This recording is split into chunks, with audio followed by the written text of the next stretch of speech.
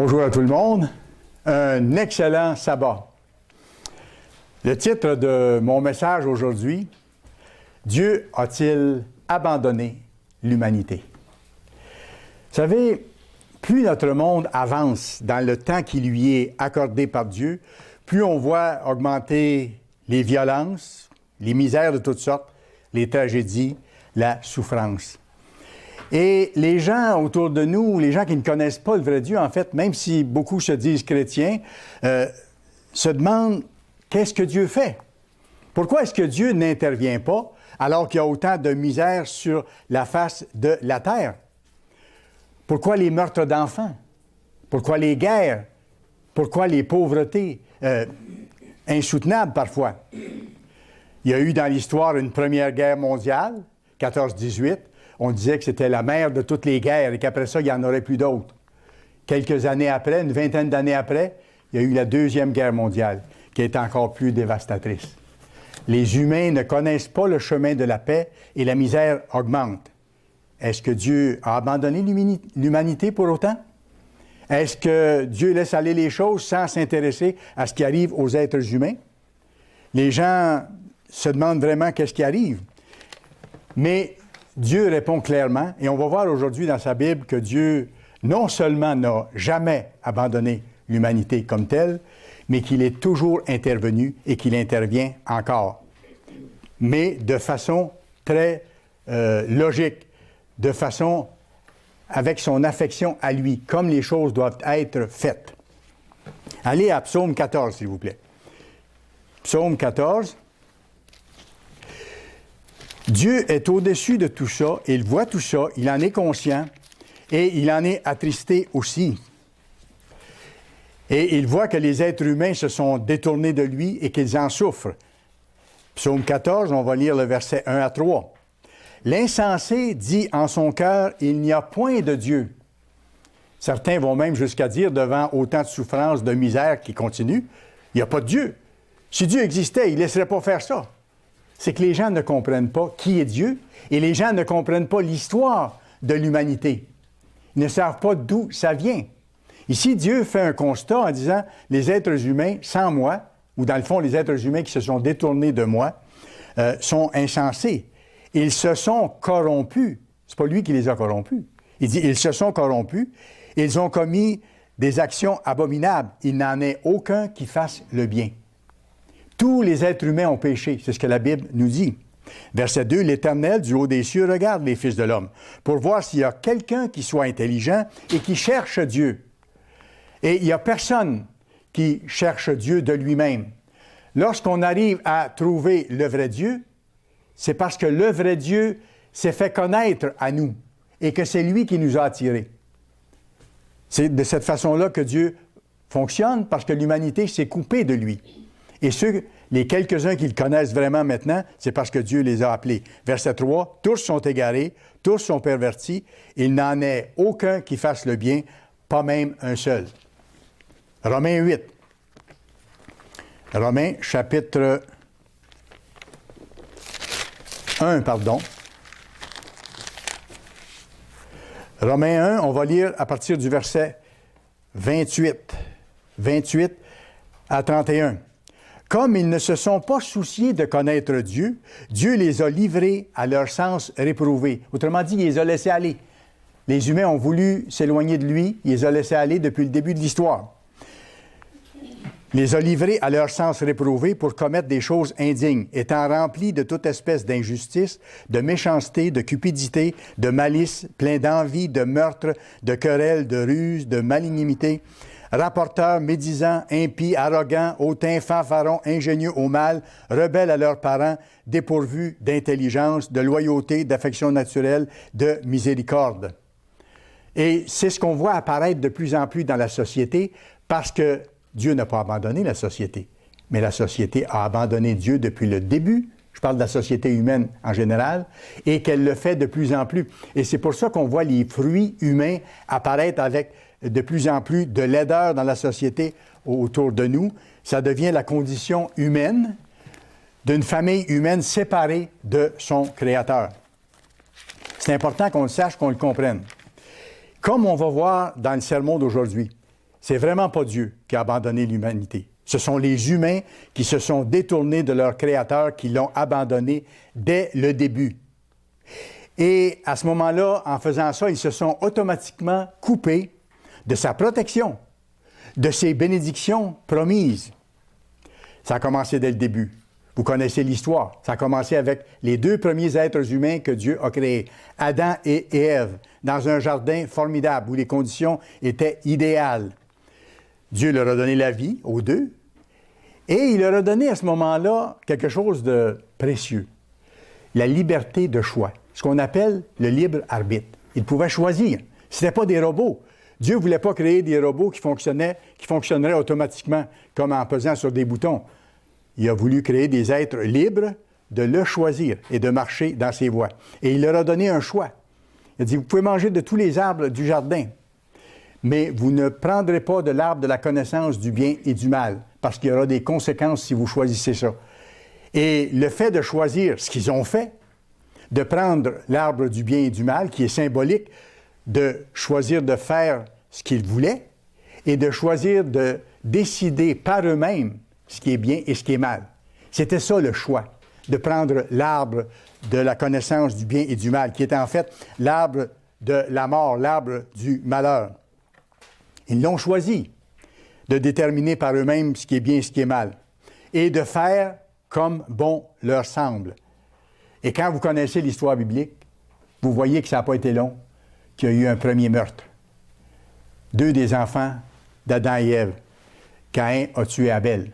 C'était dès le début de l'histoire humaine, parce que l'humanité venait de rejeter son Dieu en disant « on va faire ce qu'on veut. On va suivre nos émotions, on va suivre ce que nous, on pense être bon, et ça va aller. » Non, ils étaient abandonnés à eux-mêmes. De telle sorte que les misères ont commencé, les souffrances ont commencé, et ça s'est étendu. Dans le fond, ce que Dieu a dit à nos premiers parents, c'est ceci. D'accord, je respecte votre liberté de choix. Vous avez choisi de faire les choses par vous-même. Je vous laisse aller. Je vous donne 6000 ans pour faire vos expérimentations humaines. Bâtissez vos propres systèmes d'éducation comme vous pensez. Bâtissez vos propres gouvernements humains comme vous pensez. Vous allez essayer toutes les formules possibles, mais vous allez vous en rendre compte, sans moi, vous ne pouvez pas diriger les choses de façon satisfaisante et qui donne des bons résultats. Bâtissez votre monde des affaires et vous allez voir où ça va vous mener. À un moment donné, très peu dans la population vont posséder à peu près toutes choses et les autres vont être dans la misère, comme on voit aujourd'hui au temps de la fin. Dieu les avait informés, les avait avisés de ça. Et il leur a dit, faites votre expérience, je vous laisse aller. Vous allez faire des essais et erreurs. Et vous allez travailler sans guide, sans standard valable. Vous allez imaginer vos propres standards. À partir de ce moment-là, ce qui est arrivé, c'est que les êtres humains étaient désormais coupés de Dieu, coupés du Créateur. Et ça n'a pas été longtemps après que la méchanceté a augmenté à un point tel qu'il y a eu le déluge. Et après le déluge, il y a eu la destruction de Sodome et Gomorrhe, tellement la méchanceté encore s'était augmentée sur la face de la terre. C'est toujours la même histoire.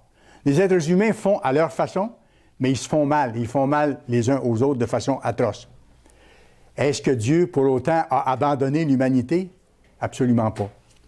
Plus tard, Dieu est intervenu à nouveau encore. Et c'est ça que je veux que vous voyez à travers le message, c'est que Dieu est intervenu régulièrement dans l'histoire de l'humanité pour ramener les humains à lui, pour les aider à cesser de souffrir, puis à vivre d'une façon qui les fasse être heureux et vivre dans la paix et dans l'abondance. Mais alors Dieu n'a pas abandonné l'humanité. Après ça, il a appelé une famille. Il a appelé un homme, Israël, avec ses 12 fils, la famille des Israélites, qu'on appelle dans la Bible. Il a choisi cette famille-là, une toute petite nation, et il leur a donné ses lois. Il leur a donné ses fêtes. Et il a mis sur leur épaule la responsabilité d'être un exemple pour les nations autour. Autrement dit, d'être sa nation témoin. C'était ça la mission de la nation d'Israël. Il leur a donné ses lois et la responsabilité d'être un exemple. Il leur a dit clairement, voici quelles sont mes lois, voici quelles sont mes fêtes. Si vous obéissez, vous allez en tirer de grands profits, vous allez être bénis. Je vais pouvoir vous bénir parce que vous allez marcher avec moi. Mais si vous rejetez mes lois et mes fêtes et mes enseignements, les conséquences que vous allez subir seront douloureuses. Lévitique, chapitre 26. C'est un des chapitres où Dieu indique clairement ce qui devait arriver à la nation israélite si elle se détournait de lui. Lévitique, chapitre 26, versets 3 à 6. Si vous suivez mes lois, si vous gardez mes commandements et les mettez en pratique, je vous enverrai des pluies en leur saison. La terre donnera ses produits et les arbres des champs donneront leurs fruits. Voyez-vous ce que Dieu avait promis comme bénédiction à la nation d'Israël s'il marchait dans ses voies? À peine aurez-vous battu le blé que vous toucherez la vendange, et la vendange atteindra les semailles. Vous mangerez votre pain à satiété et vous habiterez en sécurité dans votre pays. Je mettrai la paix dans le pays et personne ne troublera votre sommeil. Je ferai disparaître du pays les bêtes sauvages, les bêtes féroces, et l'épée ne passera point par votre pays. Puis quand vous regardez l'histoire d'Israël, vous voyez que quand Israël s'approchait de Dieu, puis s'appliquait à faire sa volonté, il en recevait des bénédictions. Et c'est ce qui leur arrivait. Mais malheureusement, ça ne durait jamais longtemps. Et quand ils s'éloignaient de Dieu, là, c'est la deuxième partie de l'avertissement de Dieu qui se mettait en place. C'est-à-dire que Dieu disait, si vous ne m'obéissez pas, si vous vous détournez, il y aura des conséquences. Verset 14, même chapitre, 14 à 16. Mais si vous n'écoutez point et ne mettez point en pratique tous ces commandements, si vous méprisez mes lois, et si votre âme a en horreur mes ordonnances, en sorte que vous ne pratiquiez point tous mes commandements, et que vous rompiez mon alliance, voici alors ce que je vous ferai. J'enverrai sur vous la terreur, la langueur et la fièvre, qui rendront vos yeux languissants et votre âme souffrante, et vous semerez en vain vos semences, vos ennemis les dévoreront, et ainsi de suite. Et quand on continue à lire dans le chapitre, on voit les punitions additionnelles que Dieu ajoute, qui sont en même temps les conséquences des transgressions des êtres humains. Ça s'est appliqué à l'ancienne nation d'Israël, et ça s'applique à nous aujourd'hui, particulièrement aux descendants modernes de la nation d'Israël. Les mêmes calamités sont là. Et si vous remarquez, le premier élément qu'il donne au verset 16 comme châtiment pour indiquer que c'est lui qui est en charge et qui a des conséquences au fait de se détourner de ses lois, il dit, « Voici alors ce que je vous ferai, j'enverrai sur vous la terreur, le terrorisme. » Avez-vous remarqué au cours des dernières années comment le terrorisme, un, est apparu et deux, est monté en flèche jusqu'à atteindre aujourd'hui un sommet inégalé, épouvantable sur la face de la terre? Ça faisait partie de ce que Dieu avait annoncé pour les nations qui allaient se détourner de lui. Et ils ont abandonné Dieu. Et ils en paient les conséquences. Et nous allons en payer, nos nations modernes, les conséquences encore plus que nous le faisons maintenant. Le terrorisme frappe nos villes, nos pays, mais ça va aller en augmentant. Maintenant, je fais une parenthèse. Pour vous montrer en même temps que Dieu n'abandonne pas sa création et n'abandonne pas la famille humaine. C'est qu'à notre époque, Dieu intervient encore et il appelle un petit nombre de personnes, qu'il appelle son petit troupeau dans la Bible, les quelques-uns que Dieu attire au Christ, pour former une minuscule nation spirituelle, pour être un exemple au monde, comme la nation d'Israël devait être à l'époque. Nous, en tant que petite Église de Dieu, dans notre façon de vivre, on doit être un exemple au monde. Pas pour les convertir, mais simplement pour être un témoignage qu'il y a une autre façon de vivre que celle qu'on voit dans la société en général.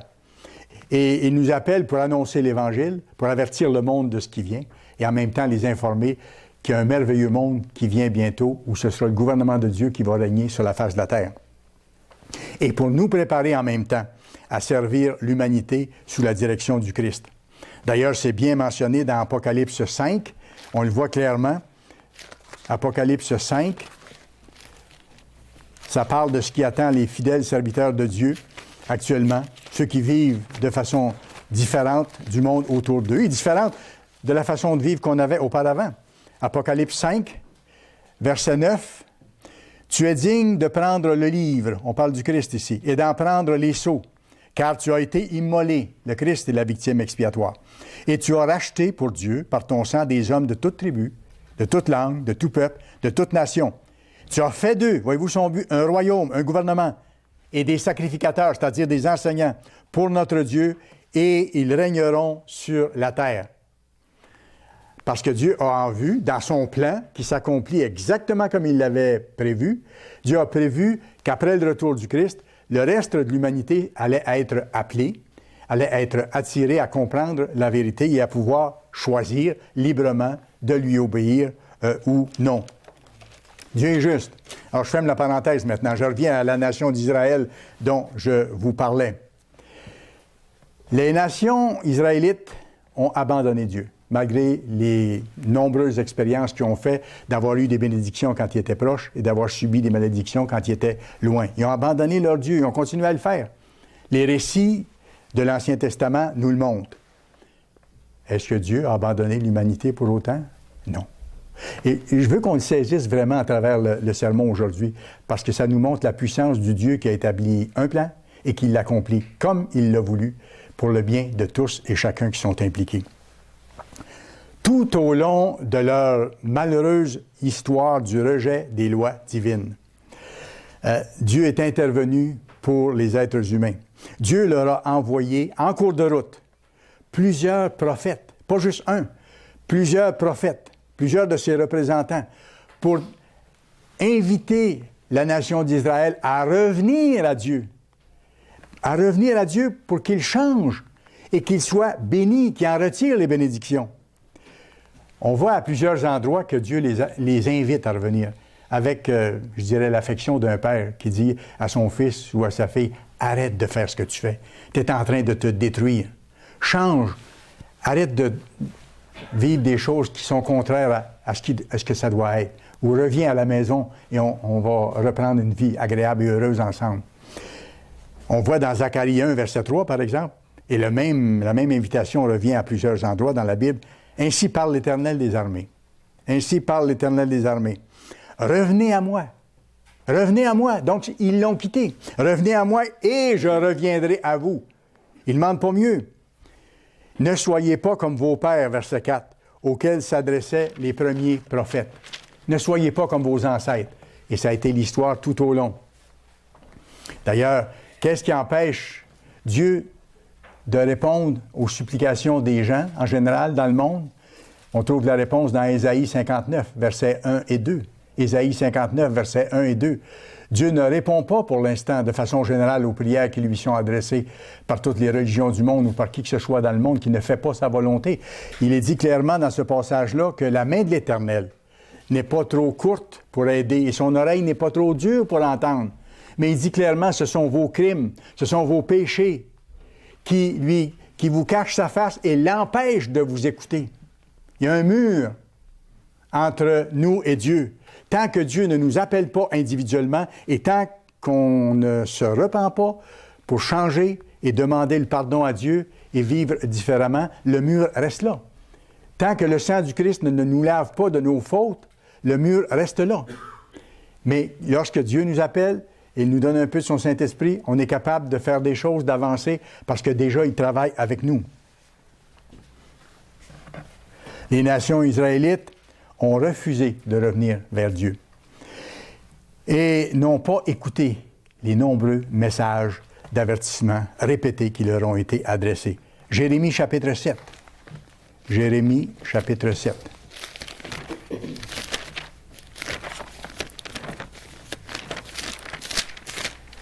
Et on va lire les versets 23 et 24. Encore une fois, Dieu dit, « Mais voici l'ordre que je leur ai donné. Écoutez ma voix, et je serai votre Dieu, et vous serez mon peuple. Marchez dans toutes les voies que je vous prescris. » Autrement dit, suivez mes lois, parce que ces voies sont fondées sur les 10 commandements qui n'ont jamais changé et qui ne changeront jamais, y compris ses fêtes, y compris son sabbat. Marchez dans toutes les voies que je vous ai prescrites. Pourquoi? Afin que vous soyez heureux. Dieu ne veut pas priver les êtres humains de rien, mais il veut qu'on cesse de se faire mal et il veut qu'on soit heureux. C'est pour ça qu'il dit « marchez dans mes voies ». Et verset 24, « Et ils n'ont point écouté, malheureusement. Ils n'ont point prêté l'oreille. Ils ont suivi les conseils, les penchants de leur mauvais cœur, et ils ont été en arrière, ils se sont retirés, plutôt qu'en avant, plutôt que de revenir vers moi. » C'est quoi les conséquences de ça? De ces choix répétés par les êtres humains depuis Adam et Ève, à travers toute l'histoire. Les conséquences de ça, les conséquences des choix humains, meurtre, divorce, familles brisées, enfants abandonnés, corruption dans la société à tous les niveaux, de plus en plus, violence, abus d'enfants, guerre. Maintenant, si je vous demandais de résumer, c'est quoi ça, ce que je viens de vous décrire comme malheur qu'on voit autour, on peut appeler ça, sans crainte de se tromper, les transgressions des lois de Dieu. Comprenez-vous pourquoi Dieu dit « Revenez, marchez dans mes voies et vous allez être heureux. Vous allez cesser de souffrir. » Parce que quand on voit toutes ces misères-là, au sujet desquelles les gens qui ne connaissent pas Dieu disent « S'il existe un Dieu, pourquoi il n'intervient pas? » C'est qu'à ce moment-là, on voit clairement que tous ces maux dans la société viennent des mauvais choix des êtres humains, mais qui ne connaissent pas l'histoire de l'humanité. Ce sont les transgressions aux lois de Dieu. Ce n'est pas ça que Dieu veut. On vient de voir que Dieu veut le bonheur des siens, des êtres humains. Maintenant, je vais plus loin, parce qu'écoutez, pour comprendre l'état de la situation, toutes ces situations dramatiques que je viens de vous décrire, qui sont des transgressions aux lois de Dieu, pour comprendre la situation actuelle qui va en empirant dans ce sens-là, il faut savoir d'où ça vient. Il faut savoir la cause de ça. Le début de l'histoire, la cause véritable. Ce n'est pas Dieu qui en est la cause. Ce sont les choix arrêtés des êtres humains depuis le début. C'est ça la cause. Et si on ne sait pas la cause, on a tendance à mettre la cause sur Dieu. On voit seulement les conséquences de nos actions mauvaises et on dit, bien, c'est la faute de Dieu. S'il existe, pourquoi il ne fait rien? Non, non, il existe. Il est intervenu tout au long de l'histoire. Il a donné un code de vie selon lequel on peut être heureux, le seul code de vie selon lequel on peut être heureux, mais on l'a toujours rejeté. À nous qui sommes appelés maintenant, on doit le mettre en pratique dans nos vies pour être un exemple de cette façon de vivre-là. Et on en tire les bénéfices. Écoutez, je vous donne un exemple qui peut vous aider à comprendre. M. Armstrong utilisait cet exemple-là dans le passé. Et pour comprendre le fait que les humains, là où ils sont, ne comprennent pas la cause des malheurs, des maux de la société, c'est comme si vous arriviez au visionnement d'un film 5 minutes avant la fin. Ça fait plus d'1h30 que le film se développe. Vous arrivez à la toute fin, vous voyez quelque chose, vous dites « ça n'a pas de bon sens ». Puis là, vous ne savez pas pourquoi c'est comme ça. Les êtres humains qui vivent ce qu'ils vivent maintenant, mais qui ne comprennent pas, qui ne connaissent pas l'histoire, qui ne savent pas d'où ça vient et quand ça a commencé et que ça a été la répétition des mauvais choix humains au cours de toute l'histoire, ne peuvent pas saisir. Ils voient les drames, ils voient la misère, les viols, les vols, les meurtres, toutes ces choses-là, et ils disent « ça n'a pas de sens ». C'est vrai que ça n'a pas de sens. Et ils disent « bien, s'il existe un Dieu, pourquoi il n'intervient pas ?» Et ils ne comprennent pas que, même s'ils croient que Dieu existe, ils ne comprennent pas qu'il n'intervient pas. Mais il est tellement intervenu. Il a fait ça tout le long. Il a fait ça tout le long, mais il ne force pas les êtres humains à faire le bien. Il leur a montré ces lois, mais ils l'ont toujours rejeté. Et dans le fond, ce qu'il leur permet de faire, c'est de vivre eux-mêmes jusqu'au bout l'expérience de leur propre choix pour qu'ils soient convaincus que ce n'est pas la bonne voie, qu'il y a seulement une bonne voie à suivre, que c'est la voie de Dieu. Alors les gens souffrent de plus en plus sans comprendre vraiment d'où ça vient ni pourquoi. Et ceux qui croient en Dieu, à cause de ça, à cause de toute la misère, des souffrances, des guerres de toutes sortes, perdent confiance en Dieu. Oui, ils perdent confiance en Dieu et ils se demandent pourquoi il n'intervient pas. Ils ne comprennent pas que leur misère vienne de leur abandon de Dieu ou de l'abandon de Dieu par les êtres humains. Ils ne considèrent pas, autrement dit, le début du film, ni le déroulement du film, les événements qu'on peut apprendre en étudiant la Bible. Ils ne considèrent pas que le Dieu réel veut vraiment leur bien. Ils ne considèrent pas ça. Alors, ils se disent, mais pourquoi tous ces malheurs-là nous arrivent? Allez dans Ézéchiel 33, ça vaut la peine. Ézéchiel, chapitre 33. La Bible est très claire concernant le thème que je vous donne aujourd'hui. Ézéchiel 33, on va lire le verset 10 et 11. « Et toi, fils de l'homme, dis à la maison d'Israël, » on parle de la nation d'Israël dans l'histoire ici maintenant, « Vous dites, nos transgressions et nos péchés sont sur nous. Et c'est à cause d'eux que nous sommes frappés de langueur. Comment pourrions-nous vivre? » Autrement dit, comment on va s'en sortir? Les choses vont de mal en pis. Il n'y a pas de solution pour nous. C'est ce qu'Israël disait à un moment donné, aux prises avec des situations extrêmes. Et c'est ce que nos nations vont dire bientôt, quand ils seront aux prises avec des situations extrêmes. Qu'est-ce que Dieu répond? Dis-leur, je suis vivant, dit le Seigneur. C'est lui qui a établi un plan et qui l'accomplit. Ce que je désire, ce n'est pas que le méchant meure, parce que le résultat de nos fautes, de nos transgressions, c'est de nous faire mal à tel point de mourir, c'est que le méchant change de conduite et qu'il vive, qu'il change de conduite et qu'il vive. Et regardez encore la fameuse phrase d'un père qui dit à son fils ou à sa fille, « Change, arrête de te faire mal, reviens. Revenez de votre mauvaise voie. Pourquoi mourriez-vous, maison d'Israël? Pourquoi est-ce que vous continuez de souffrir? » C'est fort, c'est fort. Romains 11, verset 2. Paul explique la même chose ici. Romains chapitre 11, on va lire les versets 2 et 3. Dieu n'a pas rejeté son peuple. Est-ce que ça peut être plus clair? Dieu n'a pas rejeté son peuple, qu'il a connu d'avance.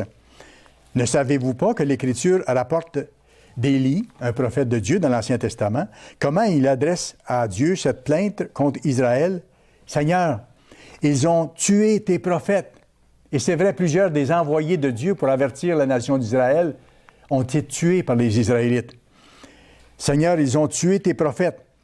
Ils ont renversé tes autels. Moi seul, je suis resté, et ils cherchent à m'ôter la vie. » Est-ce qu'ils acceptaient Dieu? Non seulement ils l'abandonnaient, mais ils tuaient ceux que Dieu envoyait pour les avertir et les amener à changer.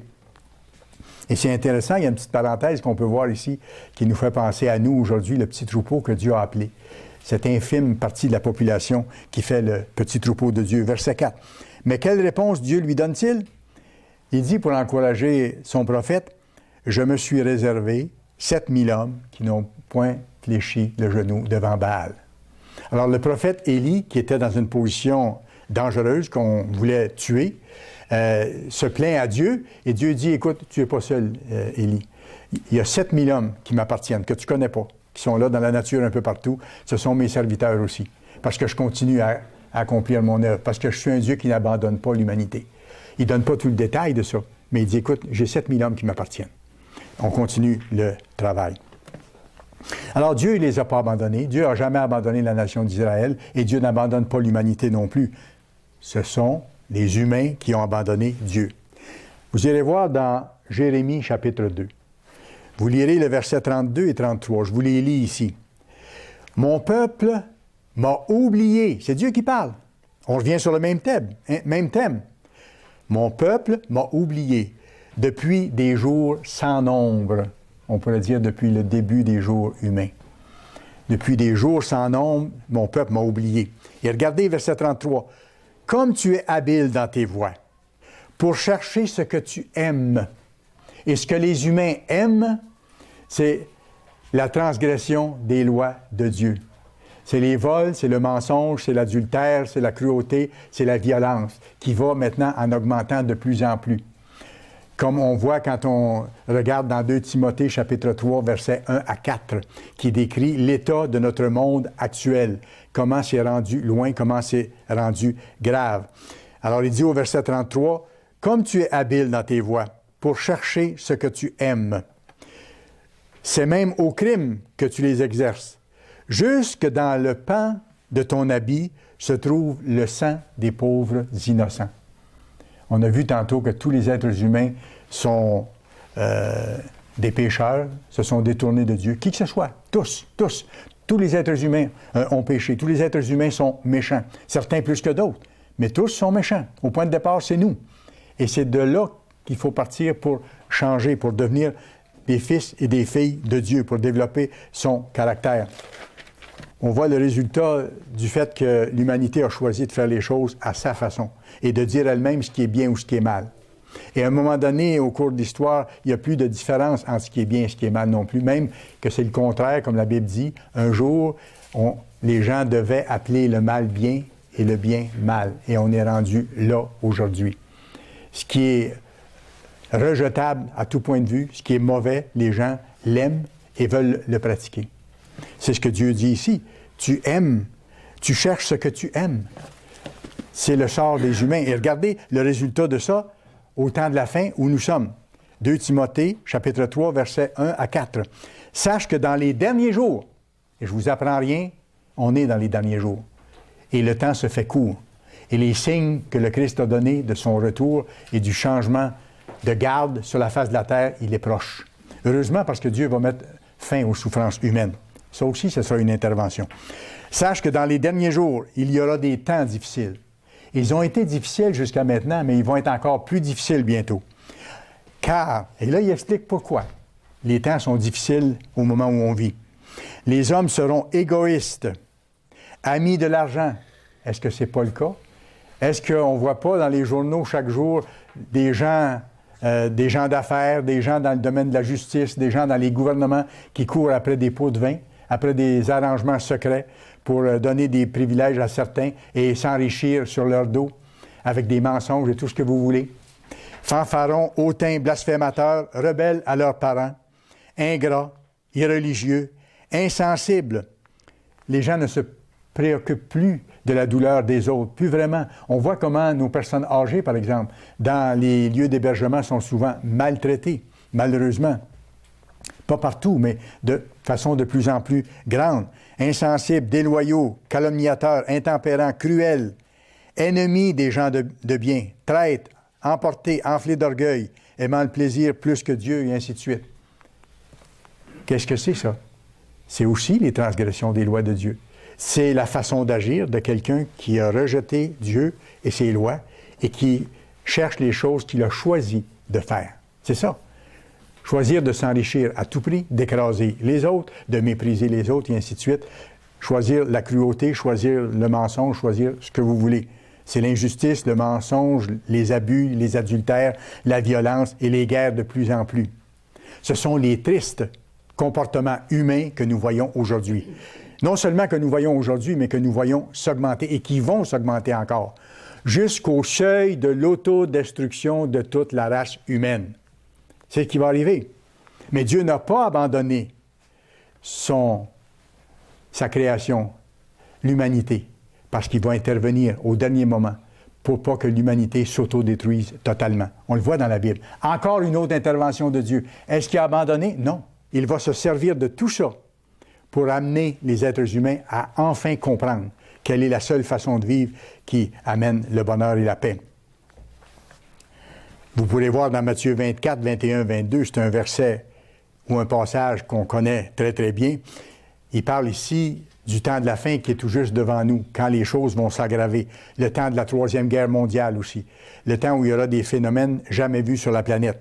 Il dit, car alors, la détresse sera si grande qu'il n'y en a point eu de pareil, depuis le commencement du monde jusqu'à présent, et qu'il n'y en aura jamais. Et quand on regarde simplement les 2 grandes guerres mondiales, à quel point ils ont été atroces, quand on regarde ce qui se passe au Moyen-Orient, toute la cruauté et la méchanceté, pour que le Christ dise qu'il n'y a jamais eu de détresse semblable dans le passé, ça veut dire que la grande détresse qui s'en vient sera terrible, sera vraiment terrible. Et il dit après ça, et ça c'est l'espoir de l'humanité, parce que Dieu va intervenir, va empêcher ça de continuer d'aller à son terme. Si ces jours n'étaient abrégés, personne ne serait sauvé, c'est-à-dire personne ne resterait en vie. Mais à cause des élus, le petit troupeau qui est appelé maintenant à vivre différemment et qui sera emmené à un lieu de sécurité, à cause de ce petit troupeau-là, à cause des élus de Dieu, il dit, ces jours de grande détresse seront abrégés. Dieu va intervenir pour mettre un terme à ça, en envoyant Jésus-Christ pour établir son gouvernement. Est-ce parce que Dieu a abandonné l'humanité? Non. Au contraire, avec tout ça, j'espère que vous voyez que tout au long de l'histoire, Dieu a toujours été présent selon son plan, dans son amour. Et la bonne nouvelle dans ce qu'on vient de voir, c'est que bientôt, le Christ va revenir pour établir son gouvernement sur la face de la terre. Zacharie 14. Zacharie, chapitre 14. Un passage que vous connaissez sans doute très bien. Zacharie, chapitre 14, ça décrit le moment où le Christ va revenir sur la terre, établir son gouvernement. Verset 3. « L'Éternel paraîtra. » Et regardez, il sera accepté avec joie par toute l'humanité pour la première fois. Absolument pas. Regardez, quand il va apparaître, quand il va revenir tel que promis, l'Éternel paraîtra et il combattra ces nations. Pourquoi? Parce qu'ils vont s'en prendre à lui, ils vont vouloir le tuer. L'Éternel paraîtra et il combattra ces nations comme il combat au jour de la bataille. Et là, il ne viendra pas en tant qu'être humain physique pour donner sa vie. Il revient en tant que roi des rois, seigneur des seigneurs, en pleine gloire. Et il vient établir son gouvernement. Il combat comme au jour de la bataille. Verset 4, « Ses pieds se poseront en ce jour sur la montagne des Oliviers qui est vis-à-vis de Jérusalem du côté de l'Orient. » Versets 8 et 9, « En ce jour-là, des eaux vives sortiront de Jérusalem et couleront moitié vers la mer orientale et moitié vers la mer occidentale. Il en sera ainsi été et hiver. » Verset 9, « L'Éternel sera roi de toute la terre. En ce jour-là, l'Éternel sera le seul Éternel. Le seul vrai Dieu sera connu. Il n'y aura plus de faux dieux. Et son nom sera le seul nom. » Mais comme on voit, les humains ne l'accepteront pas. Quand ils vont le voir revenir dans sa gloire, ils vont vouloir s'en prendre à lui. On le voit clairement à Apocalypse chapitre 19. Apocalypse chapitre 19.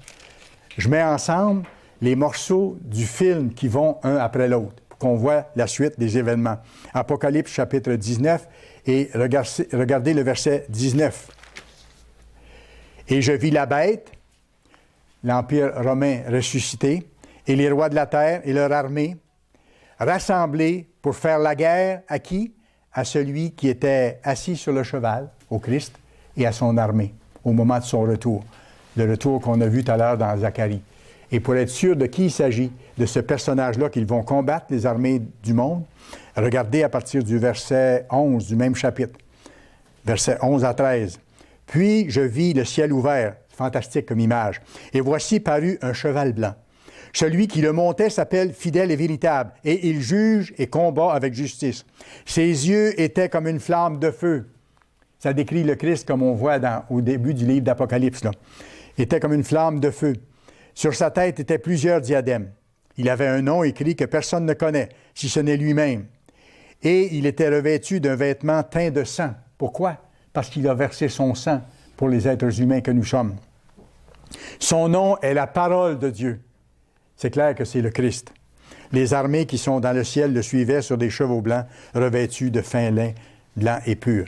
Et là, ça raccroche au verset 19, après qu'on vient de voir. « Et je vis la bête et les rois de la terre et leurs armées rassemblées pour faire la guerre à celui qui était assis sur le cheval et à son armée. » Lui, le Christ, le roi des rois, le plus grand prophète, le plus grand envoyé de Dieu. Il est venu il y a 2000 ans en tant qu'être humain faire connaître le Père et sa loi et donner sa vie pour payer l'amende de nos péchés. Hébreux chapitre 1. Hébreux chapitre 1. On va lire simplement le verset 1 à 3. Et ça montre encore que Dieu est intervenu plusieurs fois par ses prophètes dans l'histoire, mais qu'à un moment donné, il y a environ 2000 ans, il a envoyé son propre Fils, le Christ, prophète aussi.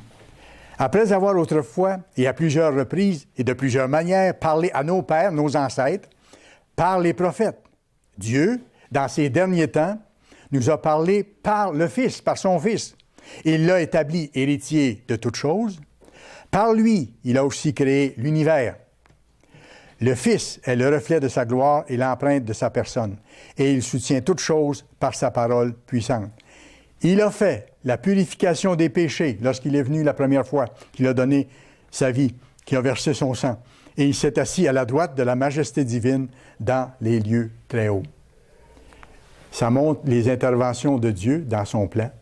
Et on sait qu'en faisant ça, le Père a donné son propre Fils. On voit dans Jean 3, verset 16, c'est écrit noir sur blanc, et c'est un verset clé. Dieu a tant aimé le monde, il ne l'a pas abandonné. Il a tant aimé le monde qu'à un moment donné, il a même donné, comme c'est écrit, son Fils unique pour venir dans la chair humaine souffrir et même mourir de façon atroce, pour que nous ayons accès à son trône de miséricorde et pour que nous puissions recevoir un jour la vie éternelle si nous nous repentons.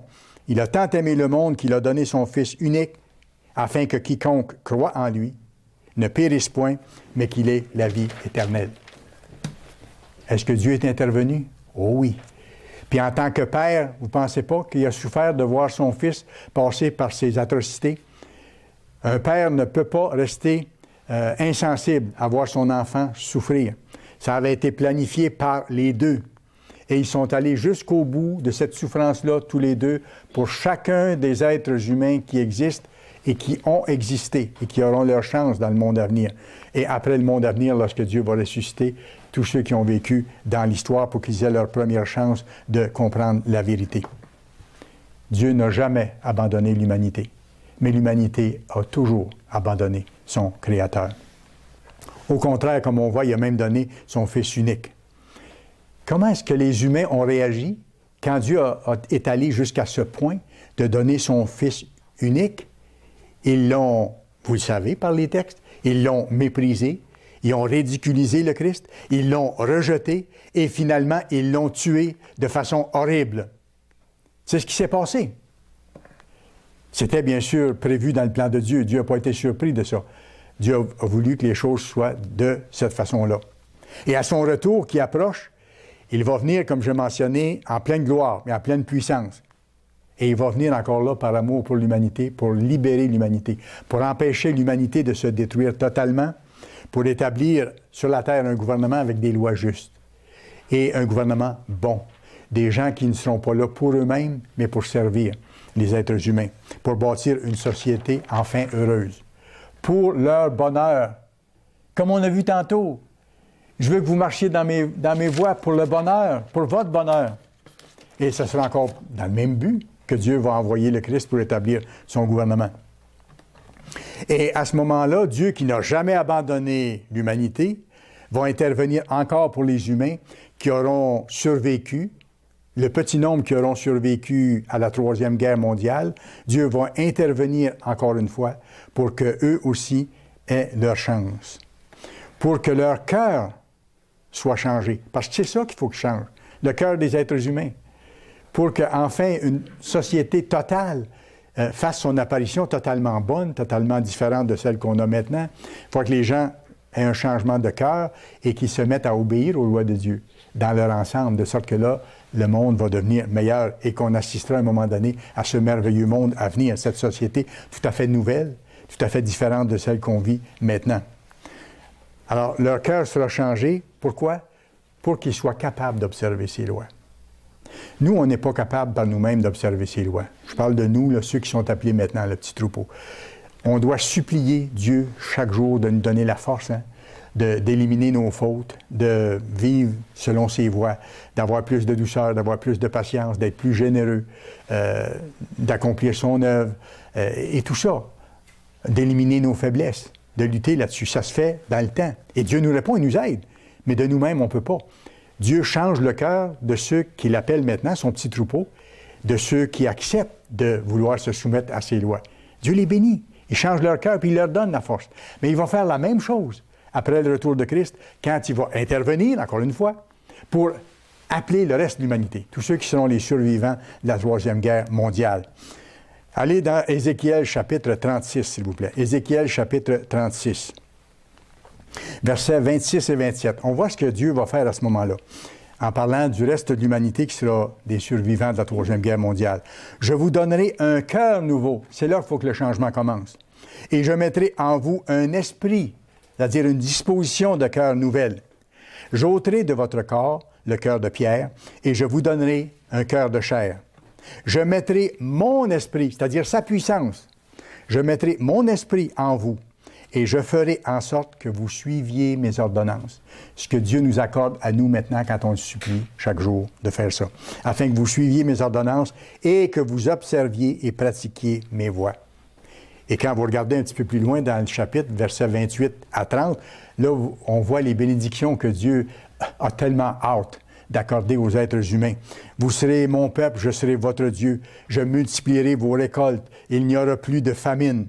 Je multiplierai le fruit des arbres des champs, le fruit des productions agricoles des champs. » Vous pourrez lire le reste du passage. Ces bénédictions qui attendent l'humanité qui sera à ce moment-là disposée à changer. Et vous savez une chose, ça va être vraiment intéressant. Allez à Ésaïe chapitre 2. Ésaïe chapitre 2. Un verset qu'on cite souvent dans nos émissions de télévision parce que ça décrit vraiment le début du merveilleux monde à venir quand le Christ sera sur la terre. Parce que les cœurs seront changés et que les gens vont à ce moment-là désirer de tout leur cœur vivre enfin selon les lois de Dieu. Regardez ce qui va se passer. Ésaïe 2, versets 2 à 5. « Il arrivera dans la suite des temps que la montagne de la maison de l'Éternel, c'est-à-dire le gouvernement de Dieu en langage biblique, sera fondée sur le sommet des montagnes, sera au-dessus de tous les gouvernements qui peuvent exister, qu'elle s'élèvera par-dessus les collines, les plus petits niveaux de gouvernement, et que les nations y afflueront. Des peuples, voyez-vous, ces peuples-là, ce sont les survivants de la Troisième Guerre mondiale. Des peuples s'y rendront en foule au gouvernement de Dieu et diront, ça va venir d'eux-mêmes, venez et montons à la montagne de l'Éternel. Tournons-nous, autrement dit, vers le gouvernement de Dieu pour être enseignés, pour être dirigés, afin qu'il nous enseigne ses voies. Voyez-vous à quel point c'est différent de tout ce qui est arrivé dans l'histoire. Quand Dieu leur donnait ses lois, puis qu'eux se détournaient, l'abandonnaient, combien de fois dans l'histoire? Ici, les gens vont dire, enseigne-nous tes voies, enseigne-nous tes lois. Ils vont vouloir l'apprendre, parce que Dieu aura changé leur cœur. Et que nous marchions dans ces sentiers, pas juste pour connaître les lois, mais pour en vivre, c'est ça. Car de Sion sortira la loi et de Jérusalem la parole de l'Éternel. Je comprends, parce que le Christ sera à Jérusalem, ce sera son quartier général. Il sera le juge des nations, l'arbitre d'un grand nombre de peuples. Et regardez ce qui va se passer sur la face de la terre alors qu'il y a de plus en plus de guerres et qu'il y en aura de plus en plus, de sorte que la dernière détresse sera plus grande que toutes celles qu'il y a eu dans l'histoire humaine. De leurs glaives, à ce moment-là, de leurs armes de guerre, ils forgeront des joyaux, c'est-à-dire des instruments agricoles. De leurs lances, ils vont former des serpes. Une nation ne tirera plus l'épée contre une autre, et l'on n'apprendra plus la guerre. Maison de Jacob, venez et marchons à la lumière de l'Éternel. Tout sera changé, et tout va changer. Ça ne sera pas d'un coup, mais tout va être changé de façon graduelle. Dieu aura d'abord changé le cœur des êtres humains. Fantastique. Ça nous montre vraiment que Dieu n'a jamais abandonné son humanité, l'humanité qu'il a créée, sa petite famille humaine, si vous voulez. Au contraire, lui avait un grand plan. C'est qu'il va donner à chaque être humain qui ont vécu et qui vont vivre la chance de choisir de lui obéir ou non. Et à ceux qui vont choisir de lui obéir, il va les transformer en êtres spirituels éternels, nés dans sa famille, membres de la famille divine royale, pour un avenir fabuleux. C'est ça. Il n'a jamais changé. Et il n'a jamais abandonné l'humanité. Il est intervenu à plusieurs reprises. C'est ce que je voulais qu'on réalise vraiment aujourd'hui, qu'on voit quel Dieu nous servons, comment c'est un Dieu fidèle, sur qui on peut compter. Pourquoi est-ce qu'on a le bonheur de comprendre ces choses-là, de les savoir? Parce que ça nous est donné. C'est pas parce qu'on est plus intelligent ou qu'on a été meilleur. Personne n'est bon. Personne n'est meilleur que d'autres au point de départ. On est tous des pécheurs. Mais si on comprend ces choses-là, c'est parce que ça nous a été donné. C'est parce que Dieu nous a appelés. Et nous sommes ceux avec qui Dieu travaille pour nous amener à terme. Et on goûte déjà les bons fruits de pratiquer ses lois. Parce qu'automatiquement, il y a des bons fruits qui découlent de ça. Maintenant, c'est quoi les leçons pour nous? Je vous donne ça en terminant. Quelles sont les leçons pour nous de ce message aujourd'hui? Il y en a des grandes leçons. Parce qu'on est encore humain, on a encore un libre arbitre. C'est qu'il nous faut être constant, il faut être engagé par rapport à Dieu, il faut travailler à lui être fidèle.